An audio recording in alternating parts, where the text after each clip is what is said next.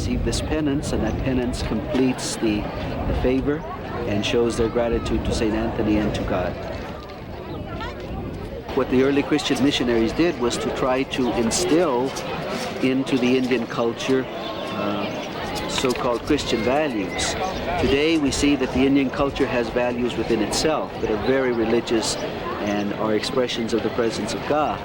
And so along with the traditional values of the Indian peoples and the Christian values brought over by the missionaries, those two sets of values are united to form the faith of the people today.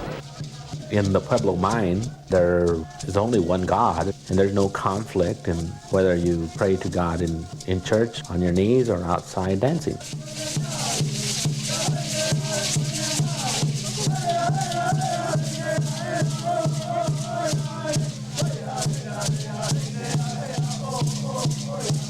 Although everyone seems fascinated by the ritual, some Indians recall a time when the dancers were ridiculed. Public expressions of ethnic identity may generate pride, but sometimes they also generate feelings of vulnerability. They would always poke fun at us and say things to us, so I didn't want to, I didn't want to be in front of an audience dancing, even if I wasn't really up in front of an audience, it was for St. Anthony, but still, I knew these kids from school were going to be there and looking at me, maybe be yelling more names and stuff. At noon, tribe members and their neighbors gather at the reservation's activity center for the meal.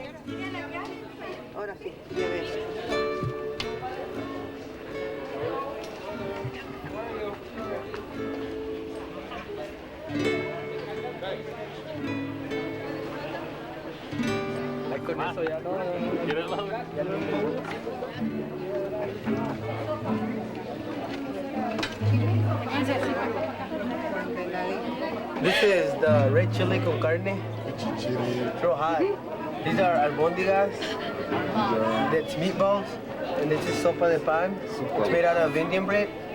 And that's about it. These are bizcochos. And this is Pepsi.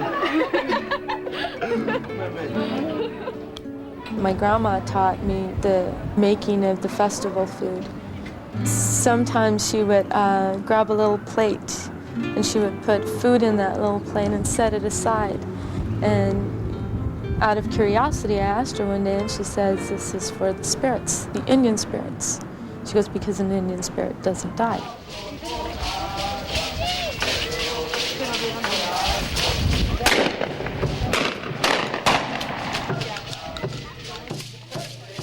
I know we live in a small community. You would think that people are real close to each other, but most of the time you pass by homes and you don't say hi to people, or you don't talk to them in a long time. And it makes you feel good that on that special day, everybody gets together as one. You could feel it in your heart, and you can see it in everybody's eyes that people are willing to work together at least once a year. It makes everybody feel good.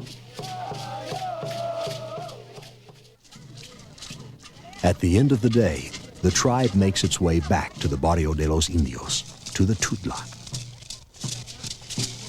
There's things that have changed here. True culture is not static, it evolves. There are a lot of things that have evolved for us here. Here in El Paso, we did not have the luxury of isolation or separation, either social or geographic, that some of the pueblos in New Mexico had, for example. We were always surrounded by the Spanish, and then later the Mexican, and then later the Anglo, Texan, and then the American society in general. And that has had a very long impact and a very strong impact on our people. But our people have continued to struggle to maintain that fine line between being a contemporary Texan in El Paso and being a Pueblo Indian.